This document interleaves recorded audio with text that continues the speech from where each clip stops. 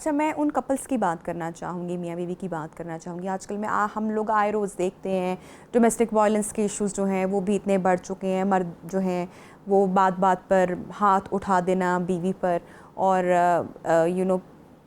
ये कैसी एक चीज़ है? क्या रिवर्स हो सकती है? जो इस तरह के बिहेवियर के हाल मर्द होते हैं उनको क्या किसी सपोर्ट या हेल्प की ज़रूरत होती है? क्योंकि उनमें भी एंगर जो मैनेजमेंट है हम देखते हैं कि वो लैक कर रहा होता है, गुस्से की जो इमोशन है वो बहुत ज़्यादा होती है। फिर एंड पे सारी मारपीट बेचारी बीवी पर ही निकलती है, सारा तशद्दुद बेचारी सहने के लिए वही एक औरत होती है, क्योंकि किसी और के साथ तो हम ये रवैया नहीं रख सकते। क्यों है ऐसा और क्या करना चाहिए ऐसे कपल्स को?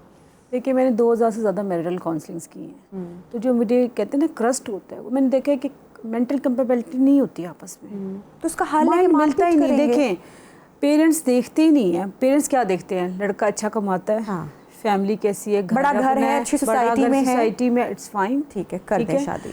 वो देखते ही नहीं कि क्या मेरी बच्ची का माइंड इसके साथ मिलता है कि नहीं मिलता।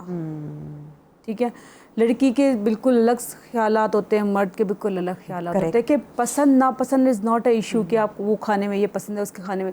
जो बेसिक कोर थॉट्स है ना ज़िंदगी गुजारने के, अगर वो मुख्तलिफ है ना तो आपका लड़ाई झगड़ा होगा ही होगा। मैं ये कहना चाह रही हूँ कि मारपीट तो हल नहीं है ना, हमें भी पता होता है ना।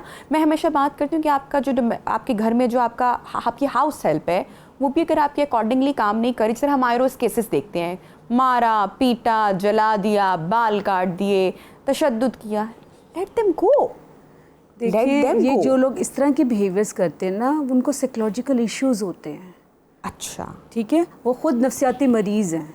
देखिए, कोई मारपीट करते हैं, जो मारपीट करते हैं, जो इस हद तक चले जाते हैं कि उनको बाल जला रहे हैं, उनको मारपीट कर रहे हैं, तशद्दुद कर रहे हैं, ब्लीडिंग हो रही है, तो इस तरह के जो हैं वो समझ लें कि वो नफ्सियाती मरीज़ हैं, उनको हेल्प की ज़रूरत है।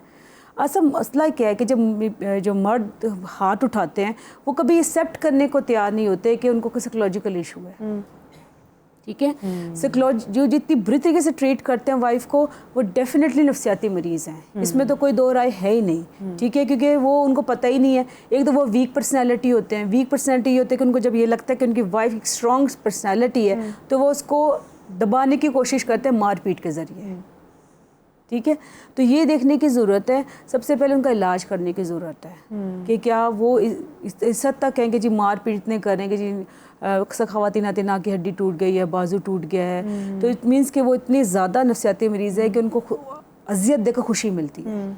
तो यहाँ पे वो ट्रिक काम नहीं करेगी, वो एक्सरसाइज के गले लगा लेना या काम कर देना, इधर वो ट्रिक नहीं काम करेगा। देखिए, कोई भी जो टिप्स होते हैं, देखिए कुछ चीज़ें होती है मेडिसिन की ज़रूरत होती है।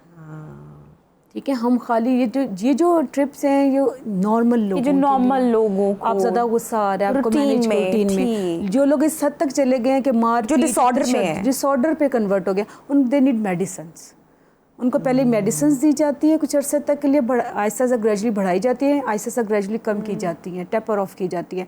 तो वो फिर उनके अंदर जो कामनेस है, जो कहते हैं ना ब्रेन केमिस्ट्री चेंज की जाती है, उनके न्यूरो ट्रांसमीटर्स का वर्क नॉर्मल किया जाता है। जैसे ही वो नॉर्मल होते हैं वो नॉर्मल होना शुरू हो जाते हैं।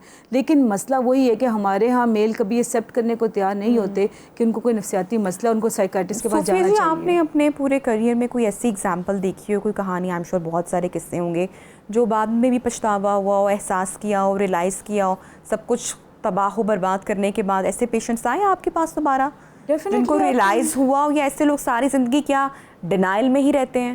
नहीं, आए हैं 2-3 केसेस ऐसे थे जो कि जिनको बाद में एहसास हुआ कि उनको नफ्सियाती आर्ज़ा था और उनको इन्होंने इलाज करवाया, लेकिन उसके बाद ज़रा बीवी खुला ले चुकी थी, बच्चे जा चुके थे उनके पास से और डैमेज क्रिएट हो चुका था, इवन कि उनकी जॉब भी चली गई थी। आहिस्ता आहिस्ता उन्होंने रियलाइज़ किया, वो उसका बस एक ही तरीके के जो उन्होंने माफ़ी मांगी उनसे, और मैंने उसको कहा कि आप उनसे माफ़ी मांग लें ताकि आपके अंदर का गिल्ट कम हो जाए। ठीक है, गिल्ट आपको मजबूर करता है तौबा करने के लिए, गिल्ट मजबूर करता है लोगों से माफ़ी मांगने के लिए।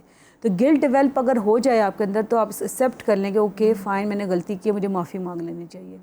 फिर ज़िंदगी को दोबारा से स्टार्ट करना पड़ता है। उन्होंने कई केसेस उन्होंने ज़िंदगी को दोबारा से स्टार्ट किया और अपनी ज़िंदगी को बेहतर भी किया।